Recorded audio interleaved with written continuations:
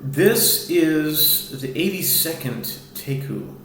In the Babylonian Talmud, Taiku is an unresolved, unanswered question, to which tradition has it that Elijah the prophet will answer all of our unanswered questions, these unanswered questions in the Talmud, and probably other questions too, when the Messiah comes. And my question is, why doesn't the Messiah answer them? I don't have an answer to that one. But there is a book called Taiku, written by Rabbi Aharon Yehoshua Pessin. He compiled all of the Taikus that are in the Babylonian Talmud, and he listed 317 of them. And I'm going off his book, and the 82nd Taiku that is listed is found in Tractate Ketubot 103a, according to the book, with the words Tanya Nami Hachi. Tanya Nami Hachi Midor Alala Shinafal En Yoshin Chayav Noisa Viloid Fidu Yameres Hanichuni Vevnenu Mishali En Shoimino. This is also taught in a Braita in the case of a widow's living quarters that collapsed. The heirs are not obligated to rebuild it. And not only this, but even if she says, "Leave me be, and I will rebuild it from my own funds," one does not listen to her, and the heirs do not have to let her rebuild it. That's strange. Even if she wants to rebuild it, they can make her not rebuild it? That's strange. Okay. I'll say with this, as I say with many of the Talmudic things that I'm reading and learning, that I don't necessarily agree with it. I'm just reading what they say here. But anyway, Abaye Shipza Mai Taiku. Abaye raised a dilemma which will result in the 82nd Taiku in the Babylonian Talmud. Abaye raised a dilemma. If she repaired the house, what's the halacha? Is it as though the house collapsed and was rebuilt, in which case she no longer has rights to it? Or may she stay in the house as long as it remains standing?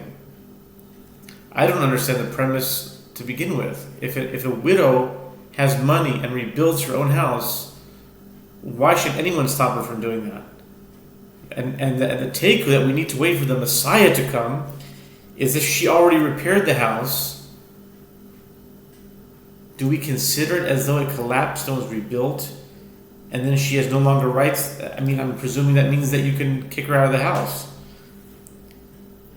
And why is this a teiku? I don't know. Or may she stay in the house? Am I missing something here? Let me read this again. I don't know if you're all agreeing with me, if this is just strange, or this is like, it was taught in a Braita, in the case of a widow's living quarters that collapsed, the heirs, meaning their children, are not obligated to rebuild it. They're not obligated to rebuild it. I don't know of any good caring person that wouldn't want to rebuild it, but they're not obligated to rebuild their mother's home if it fell down. And not only that, but if she says, leave me be and I'll rebuild it from my own funds, one doesn't listen to her, and the heirs do not have to let her rebuild it. I must be missing something here. This doesn't seem right. I mean, a widow with her own money wants to rebuild her house, and you can prevent her from doing that? And this is the 82nd Taiku? That we need to wait for the Messiah? Elijah? The prophet? I must be missing something here. And then Abaye puts the nail in the coffin and says, what if she repaired it already? Do we let her stay there? Abaye raises a dilemma. If she repaired the house, what is the halacha? Maybe I'm missing something here. Is it as though the house collapsed and was rebuilt, in which case she no longer has the rights to it? Is he suggesting that if she rebuilds the house and she owned it, she no longer has? It's possible. Like, we're not sure if she doesn't if she has rights to it or not.